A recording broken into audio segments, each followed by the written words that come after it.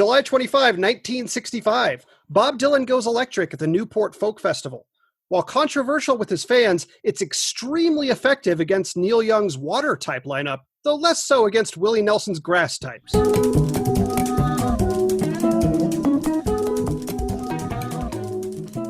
Welcome to The Revisionists. I'm Brian Flynn. I'm Zach Powers.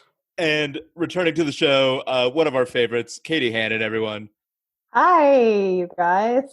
Katie, thank you for being here. Thanks for having me. Zach, thank you also. Sorry, I am in a weird place. I'm still getting set up a little bit. Sure. Because I'm very prepared. I am also here, as I am every time. It is my gift and my curse. I don't know what the gift aspects are quite yet. I was going to say. But the curse aspects have manifested quickly. I'm assuming the gift aspects are more long-term. Yeah, no, I'm really riding it out, hoping that those gifts are just right around the corner. Yeah, we've been waiting. Yeah.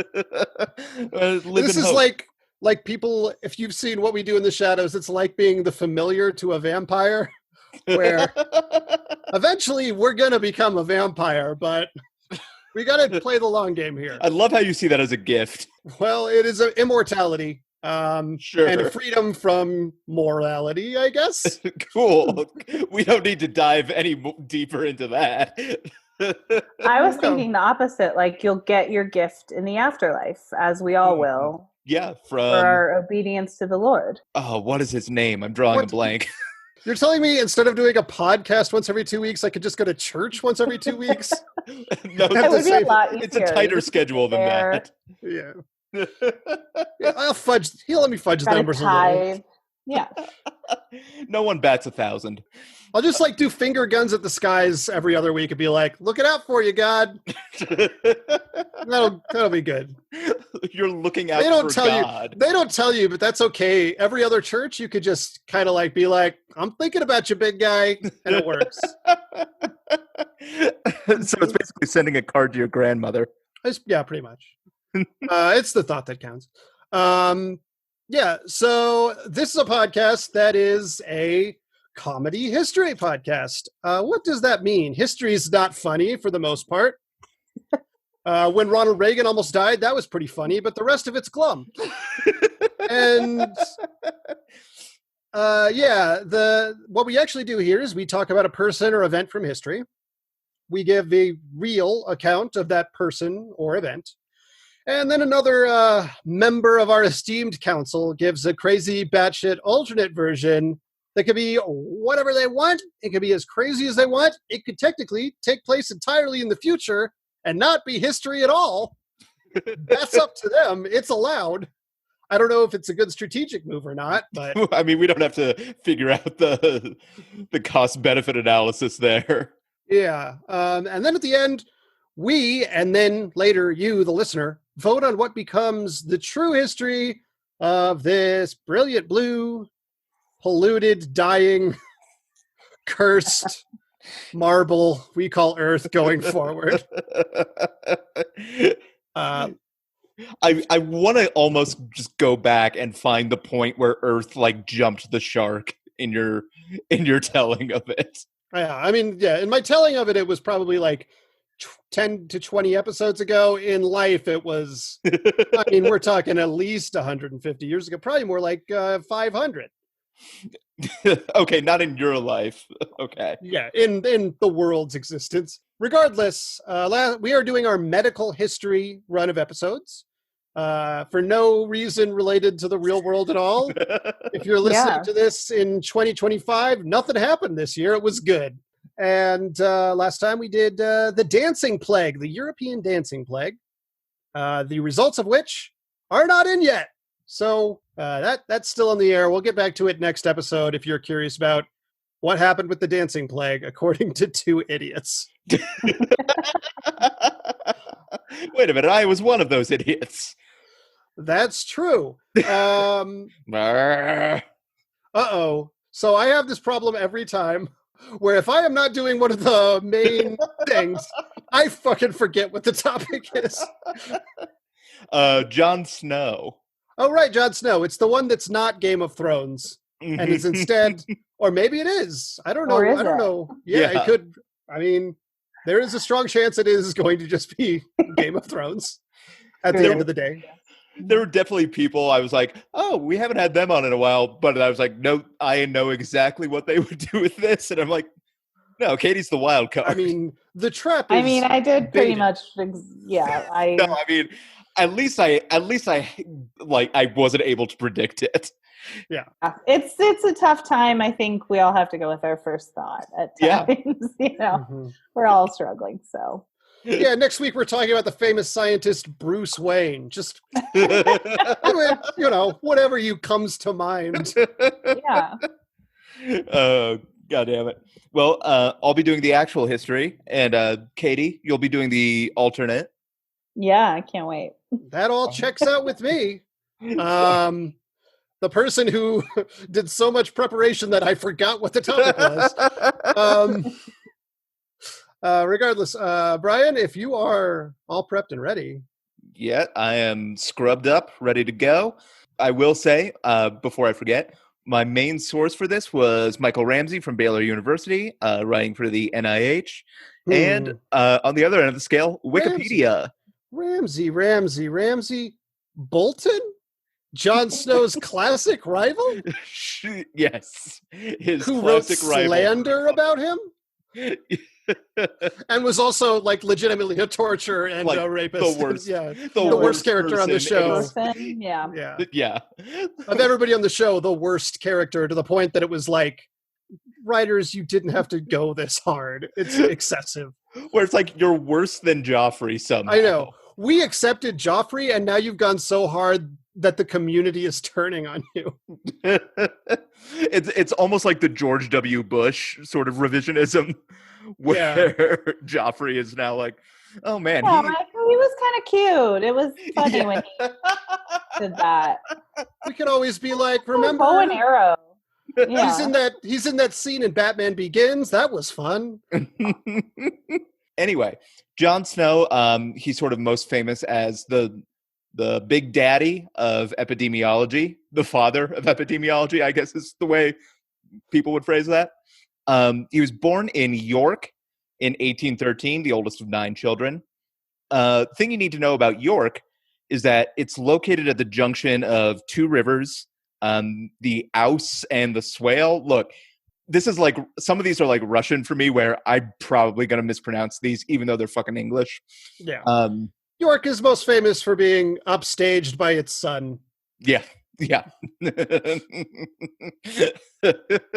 Yeah, it's the Gremlins 2 of cities. So most of Gremlins 2 is clearly New York. Yeah. Numerous reasons. One, it takes place in New York. Yes, we know. It's better than the original, even though the original is very good. Anyway, most of the streets in Micklegate, where the Snows lived, were unsanitary, filled with poop, basically, we'll say. Which is a good time to mention, listeners, this actual history going to have a lot more poo-poo talk than our histories typically do. So just a heads up. So you guys may remember, before J.K. Rowling was famous for being horrifically transphobic and hateful and going on screeds about it, she was most famous, and after she was most famous for writing a series of beloved children's books, she was most famous for saying the people in her children's books just pooped on the ground, and the magical people at least did. Yeah. But these are not magical people. This is just most of history. Yeah, where people pooped on the ground and it stayed there until a water came, a wind, something that was a dog that ate it. Yeah, mostly water. Real quick, Brian and Zach, you might hear Byron is playing The Last of Us. Okay, that's what that was. So I believe he just shouted Jesus Christ. So that's what that was. I'm keeping that assuming he in. got eaten by a zombie or something. Sure. The Last of Us or The Last of Us Part 2, the sequel that a lot of people who don't like lesbians and trans people are very upset about? I'm not sure. Is it? It's not. I'll find out. Okay. Maybe that'll be in the show notes, but probably not. I didn't know there was that backlash to it. The first there's a lot of anger about that game. Well, people are awful. So streets are full of poop. Frequent floods and runoff and drainage from the bad streets full of poop and a nearby sewage place meant that the river was often contaminated. And so those are sort of the conditions Jon Snow grew up in. Age 14, he becomes apprentice to a surgeon/apothecary named William Hardcastle, who lived in Newcastle. Nice. Yeah, Hardcastle and Snow was actually their detective agency. Replacing his former partner, McCormick, I assume. Yep. That's for people who remember a show that was on before I was born? Yep. So as a surgeon's apprentice, the rule was he could not drink, gamble, or get married. Because it would affect his surgery hands? I guess, yeah. Eventually, he did come around to like temperance and became a lifetime teetotaler. In fact, he tried most of his life to only ever drink boiled water. Which is weirder now than then, probably. Yeah, then it was probably a pretty good idea. Well, we'll see where this is a time when the streets were literally made of poop. So I don't know how much you trust the water, whose main job is washing away the poop. Well, we'll get to that. There's also going to be like some stuff in here that you'll hear and be like, "Oh, I bet this guy fucks." Nope. He signed an abstinence pledge when he was 22 and held to it for the rest of his life. So keep that in mind if you ever think he's cool. Sounds a lot like another Jon Snow I know. Save some for me, please. In 1832, in the village of Killingworth, Hardcastle and Snow become involved in one of the first British outbreaks of cholera. Become involved in. Because in like treating, not in like promoting it. I titled this next section Cholera, Who Is She? Cholera is a bacterial infection of the small intestine. The classic I would have gone with cholera, I barely know her. Okay. Yeah, if I can get a clean take on that, I'll edit that in. Mm-hmm. The classic symptoms are watery diarrhea, also known as rice water stool. And it basically kills people by dehydrating them rapidly. I can only find current fatality rates because currently it's about 5%, but in areas sort of in the developing world where people are more vulnerable, it can be as high as 50%, which is probably closer to what it was in the 1830s. When this part of the world was developing by all definitions. Exactly. The disease itself likely originates in India, given that it has like the longest documented history there. And it sort of came to the rest of the world fairly late. The first outbreak to be really documented outside of Southern Asia was in Russia in 1817. And from there, it spread worldwide. Of course, the symptoms are kind of general, so it could have been just like people probably had diarrhea all the time. That's just the past. And the present. We still have fast food. This particular pandemic started near Kolkata, and the British colonial forces helped facilitate the spread. So Hardcastle and Snow, they were treating patients, and sort of they got to know all the other doctors and started hanging out, and later 5 surgeons from that crisis founded a medical school. Jon Snow was one of their first 8 students. He still couldn't call himself a doctor. There was a weird thing where surgeons couldn't title themselves doctor. They just had to be like Mr. Snow, surgeon. So in order to go to an approved medical school to call himself a doctor, Jon Snow made a 400-mile walk from Liverpool to London just to do that. I love that logic of like, well, you might cut people open and remove vital organs and sew them back up, but I put leeches on guys. So maybe you treat me with a little respect. He enrolled in the Hunterian School for Medicine for a fee of £34. The school itself is where the Lyric Theatre is today. And then he rented a room near Soho Square. He sort of set up a lab and did all sorts of home experiments. When he was working in the hospital, he was able to finally study things that were sort of off limits to him before, like obstetrics. He was also able to participate in autopsies.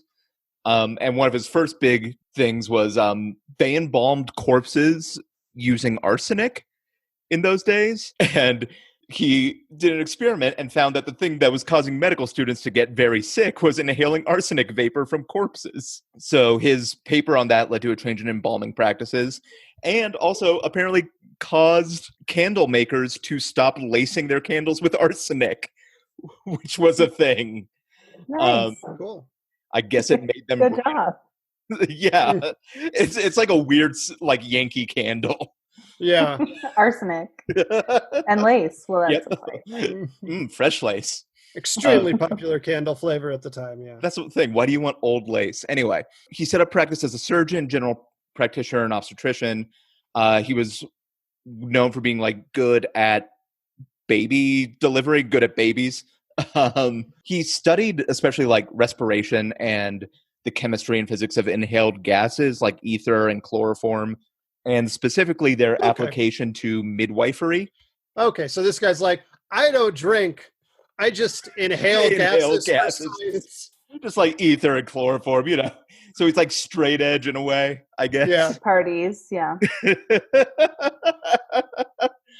doesn't drink, but he parties, yeah. Yeah, no, he definitely describes himself as a partier. Lots of PSAs about teens, don't drink. You've got your ether at home. He had like one of those t-shirts that's like ether and cholera and STS9 and string cheese incident or whatever. In London, he attended numerous meetings of like medical societies, which had like regular like debating groups, shared like their hot medicine goss. And then in 1846, 1847, he designed an ether dispensing contraption. Because like the problem was ether works, but it's very hard to give to people because you basically just have to throw a gas at their face. A lot of what people did before he designed this ether contraption was you would take an apple and just kind of hollow it out and then use that to get your ether.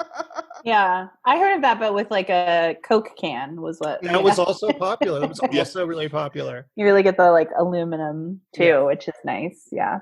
Can you make a bong out of a pineapple? This is purely academic. Almost certainly, yes. Okay. Yeah, for sure.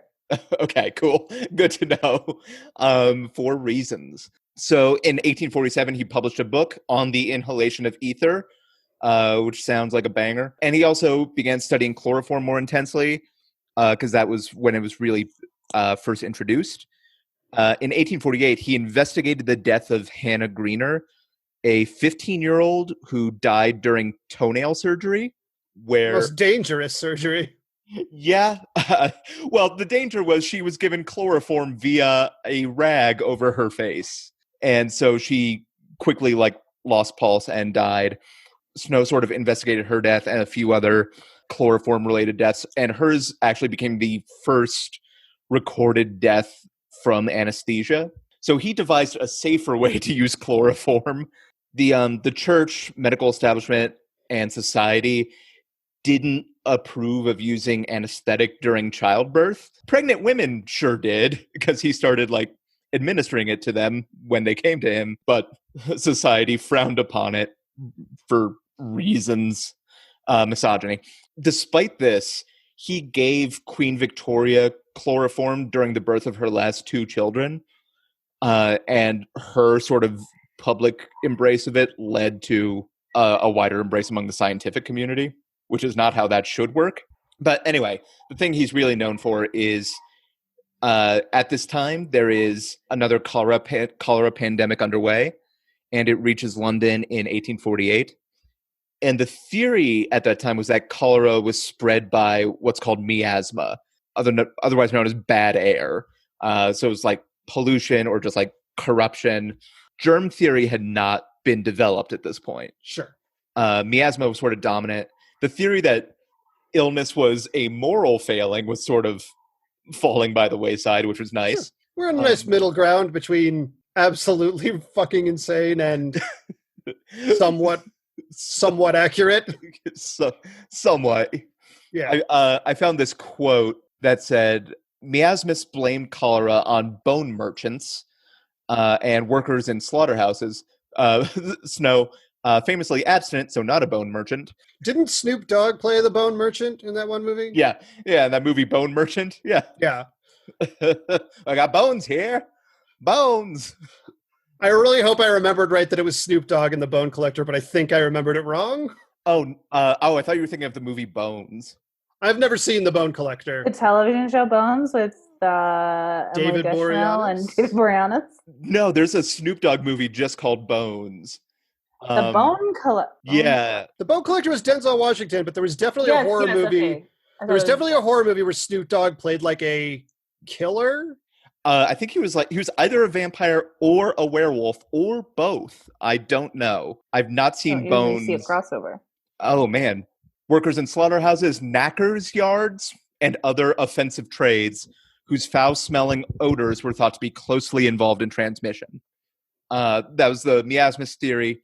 As a respiratory dude, he didn't fuck with that, Snow. Based on his data, cholera could only be transmitted by swallowing what he called morbid matter, which was just anything that was infected. And specifically, he figured the source of the swallowing had to be water. And he developed the first waterborne theory of transmission. For reference, it appears that a knacker's yard was some kind of business that dealt with the removal of animal carcasses that were not fit for human consumption or not, used for human consumption. They were diseased or wasted away or something. Got it. So Snow started studying the cholera hit neighborhoods in London, and by specifically focusing on them and by surveying the people who lived there, he found that people who drew their water from the shared pumps operated by the Southwark and Vauxhall Water Company, whose water came from downstream in the Thames, had a much higher rate of cholera than nearby people who used a pump operated by a different company whose water came upstream from the cleaner, quote, seething wells, which sounds dirtier, had less poop. The medical community didn't agree. There's some discussion of they just had a hard time getting over the idea that they were all drinking poop and that was bad. I'm amazed anyone's survived this time. So his theory didn't really gain a lot of traction. But there's another London outbreak in 1853, and Snow began one of the first modern epidemiological studies. And it repeated a lot of the methods of his earlier study. He surveyed the sick around the outbreak hotspots and eventually came to the realization that the city's major cluster was focused around the Broad Street water pump, which was owned by Southwark and Vauxhall. Even people who were closer to a different pump reported to him that they liked using the Broad Street pump because they preferred the water from it. Southwark and Vauxhall, truly, this is why they called Jon Snow the Aaron Brockovich of the 1850s. I did not know where you're going with that. It was also, Jen had a very strong physical reaction to the idea that people preferred the poop. They were like, yummy. A little extra flavor. Just tangy. Yeah. Oh, no. That's disgusting. He took his findings to the parish board of governors, and they ordered the immediate removal of the water pump's handle. And cases of cholera declined in the area, and the cluster basically disappeared. But the parish board wasn't totally convinced that Snow was right. They basically just removed the handle because they were facing an emergency, and they're like, we'll try anything. After the cluster disappeared, they ordered the handle reattached. And so cholera kind of ebbed and flowed after that.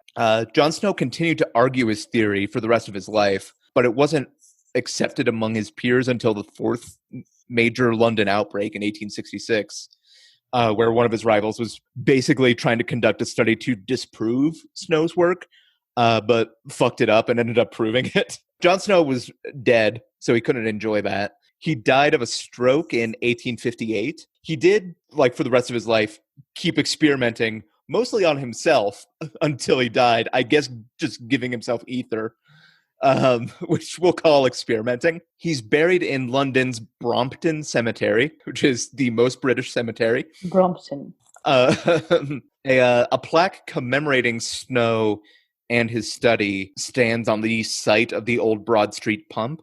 The John Snow Society is named in his honor, and that society regularly meets at the John Snow pub, which is right across the street from the old pump. Everybody wants a plaque at a location where underneath it is a bunch of shit water. That killed people, yes. The society puts on what's called an annual pump handle lecture, which is delivered each September by a leading authority in public health, where apparently part of the ceremony is at the beginning of the conference, they take a fake handle off a fake water pump, and then at the end, they put it back on to symbolize how much work they have left to do. And that is the actual history of Johnny Snow. I thought it was such a bummer that he just like died at 45 or something. Yeah. After a lifetime of abstinence and drinking boiled water and veganism and... Yeah, veganism. I forgot that part too. Yeah. I feel like part of it was like he had accidentally some room temperature water and his body just wasn't ready for it. Yeah. He had no immune system. It's like going... it could have also been that he huffed 4 jars of ether a day. Yeah. I hope he was happy. I mean, once the ether hit, he probably was. Yeah. Yeah. He was something. He was nothing. I'm sure his dad made him huff like a whole carton of ether. Yeah. On his 16th Christmas, for his birthday when he was 16, his dad gave him a carton of ether and said, huff up, Johnny. Still works. Yeah.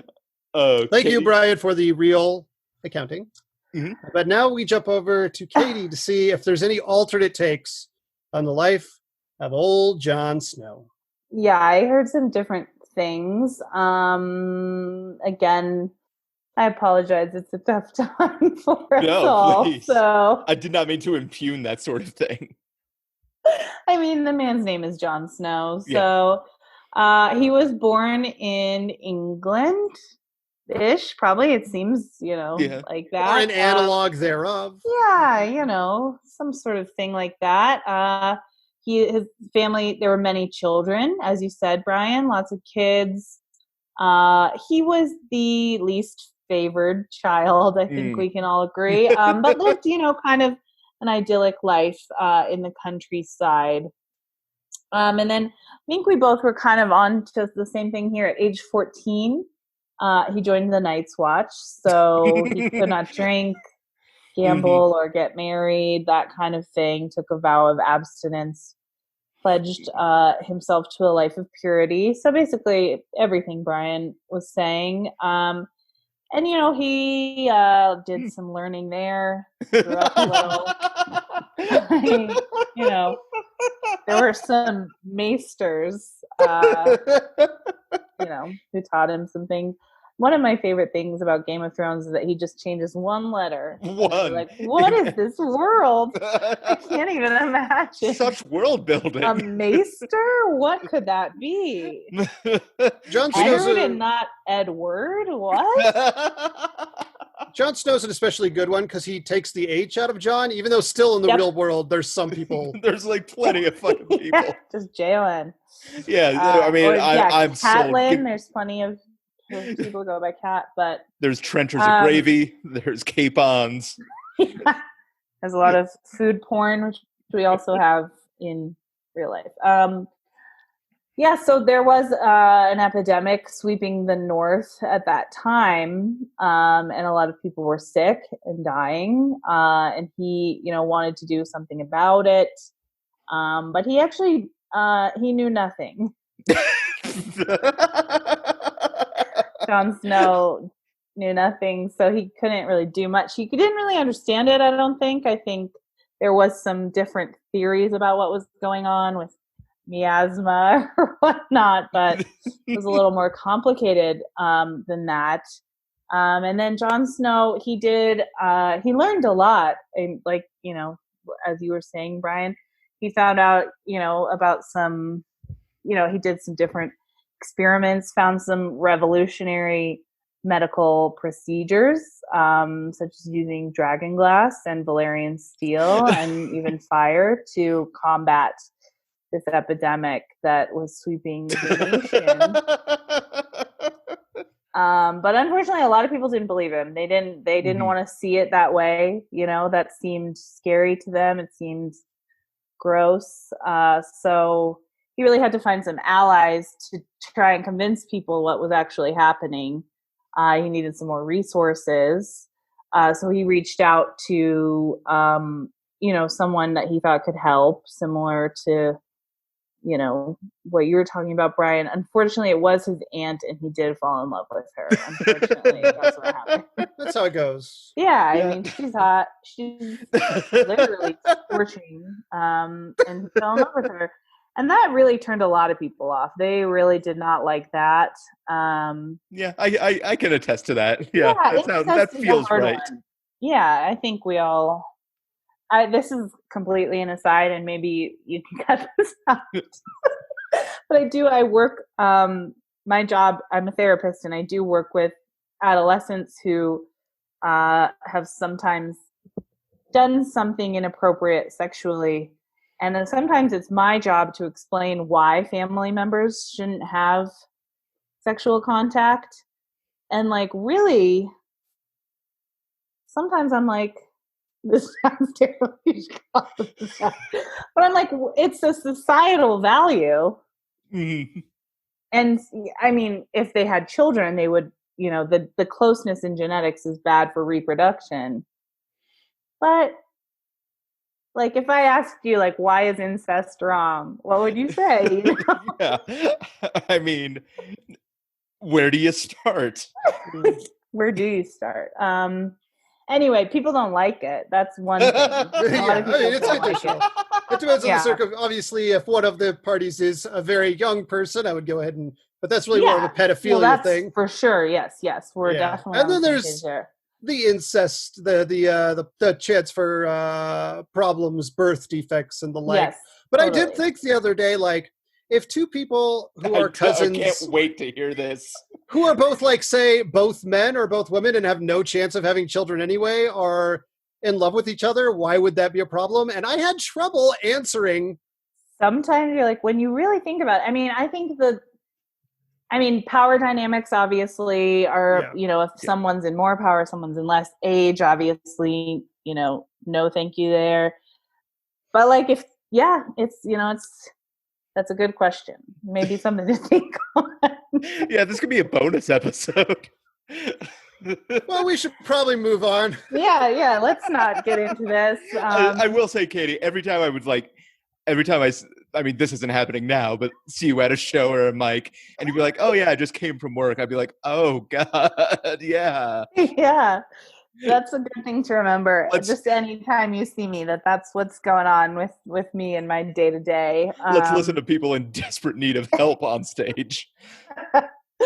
Okay, yes. So, but yeah, ultimately society, even this society at this time, frowns upon it. So yeah, that was really distracting from the issue of the epidemic that was sweeping the nation. And ultimately, he made some good points. He got some resources. And really, the end of the epidemic was pretty anticlimactic. It just kind of died and stopped. Somebody did something and it went away. Just like what Brian was saying, pretty anticlimactic. The real hero was the kid sort of everyone forgot about for a season and a half. Yeah.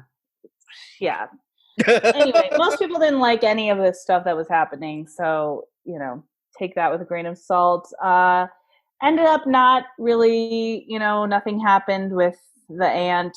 She kind of lost it a little bit. He's not a psychologist. He's an epidemiologist. So that he let it go. And yeah, luckily the disease outbreak had been quelled. And it kind of seemed like that, he could just go about his life, kind of still trying different things, and kind of more in obscurity at this point. And so he did retire. He started playing with like a blues band later in life. Okay. Yeah. It was, his time in the spotlight had kind of eroded, or, it ended. Mm-hmm. He had a child. His interest in music and his work kind of strained his relationship with his kid ultimately. Oh yeah, I couldn't have a music dad.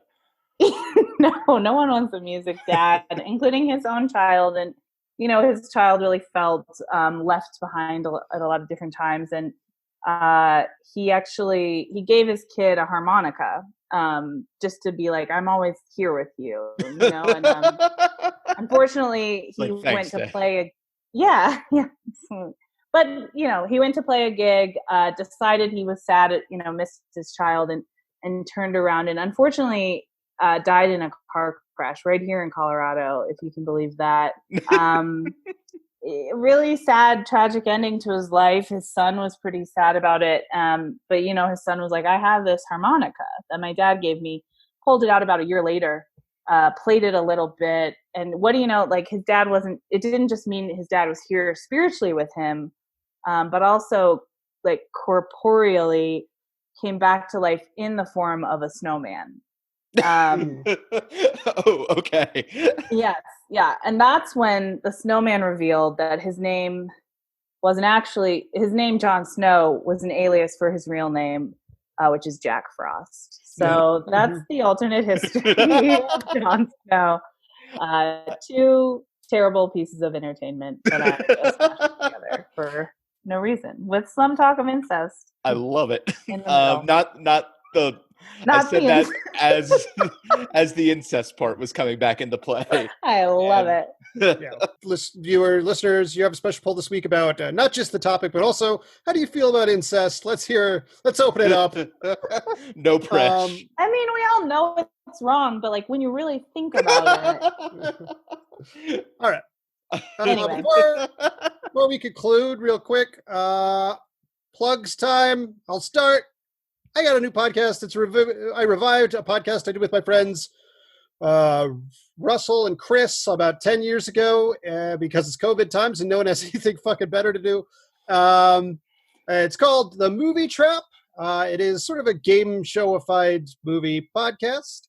We have an episode with Brian coming out, but we did bank a few, so that might still be, that's going to be probably at least like a month out from now before that one comes out. But regardless, eventually Brian will be on it. Yes. Yeah. And given the movie I had to watch for it, I still dispute the idea that there's nothing better to do with my time. Is it a secret or can you tell us? I don't know. That's why I didn't want to. Yes. I don't. It is an 80s comedy classic starring Steve Guttenberg about an institution that is facing some scrutiny right now. Okay. Mm-hmm. Gotcha. Yeah, listeners, as for me, I'm just going to go ahead and sort of ride the same train we've been riding these many months and say that if you are so inclined, maybe the thing to do right now would be, say, giving blood or donating to a bail fund or spending your time confronting your own racism. Also registering to vote. That was the other thing. That was the thing I was trying to remember. Those are the things I would like to plug. Like Zach said, I'll be on an upcoming episode of The Movie Trap, which was a lot of fun. And then maybe comedy will ever return. Who knows? Probably not this year. Katie, you have anything? No, I just want to say I don't approve of incest. But other than that, we have so many episodes end that way. Katie's going to go ahead and plug having sexual relations with people you're not related to, or are sufficiently distantly related to. Yeah. We're all related to some degree, but true. The more distance, the better. Try and get some variables in that gene pool. Yeah, I think that's what we all need. Get a few greats, get a few removed at the very least. Yeah, we're getting further and further away from incest as bad territory again, and I don't. Well, I want to remain moored on solid ground. Yes, Incest is bad, and if you can explain why, tweet at Brian. Write us. Yeah, tweet us at Ted Cruz. But yeah, that's all I got. No, I don't have anything else going on. Well, So Now I have to leave the incest stuff in. Okay, that just leaves it to me to vote. Vote number 1, incest is actually bad. That's the first vote. And then we're going to go ahead and talk about the actual stuff we talked about. Originally, when Katie started her story, I couldn't fault her for going the Jon Snow route. It was right fucking there, but I was like, the flaw here is you have to choose between 2 bad options. Either the story ends badly, or you just stop at a certain point and then tell us what happened maybe in 10 decades if you're not dead. But you went with a different route and brought in one of my favorite tricks, another movie, and just also did that. It's a trick I've used multiple times on this podcast. Yep. And I appreciate you didn't do the young CGI Jack Frost that like Archive of Our Own has a lot of sexy fanfics about. There was a fucking DreamWorks movie with a character who was Jack Frost, and he was a sexy teen boy. Oh. It was like the Guardians of some shit. They were like the Tooth Fairy was in there and Jack Frost. Oh, okay. I remember this. Okay. Yeah. Oh, okay. Yeah. No, that Jack Frost was hot. Okay, I'll give it. Yeah, they were fighting the Sandman or something. It was some shit like that. Yeah, J.K. Simmons played like a buff Santa Claus or something. I don't know. I didn't see this. That was actually Claus, but I think there was a buff Santa Claus. Anyway. It's the Tooch. Anyway, but yeah, you subverted it. You didn't go with the serial killer Jack Frost either. You went with the 90s Michael Keaton one. So that's, only 90s kids remember. That's fun. And so I think I will go with yours for avoiding the pitfalls of the television show, which is writing a bad ending, and avoiding the pitfalls of the books. What if Game of Thrones ended that way? Ended like Jack Frost? Ended like the film Jack for the Michael Keaton. Or just like the last episode, they air just the They air Jack Frost, yeah. Would have been better. They show a time morph of Jon Snow, Kit Harington turning into Michael Keaton. He's just like playing. I don't even. Got real Bruno vibes also when you were talking about the harmonica ending, and the fucking better ending. Yeah. Oh yeah. I love that.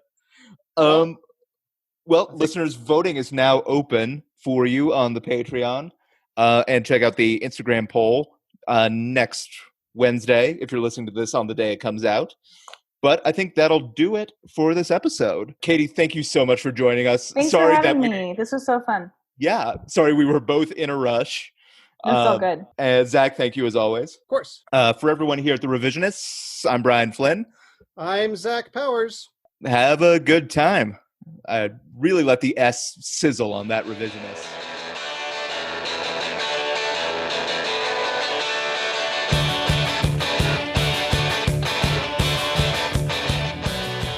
July 25th, 1868. The Wyoming Territory is established and becomes Colorado's stunt double. July 25th, 1965. Bob Dylan goes electric just to piss off your dad. One more. July 25th, 1814.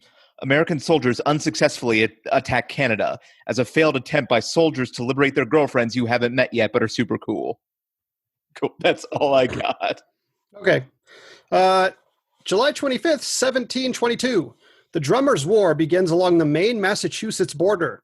It is remembered as less sexy than the Guitarists' War, but way more sexy than the Bassists' War. July 25, 1861. The United States Congress passes the Crittenden-Johnson Resolution, stating that the war is being fought to preserve the Union and not to end slavery, having come dangerously close to doing something worthy of genuine praise, the only way to kill the U.S. Congress. July 20. I have one more. Sorry. It's dumb. July 25, 1943.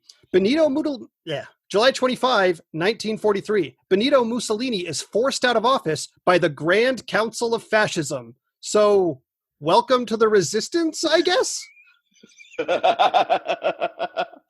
Oh, that's what I needed.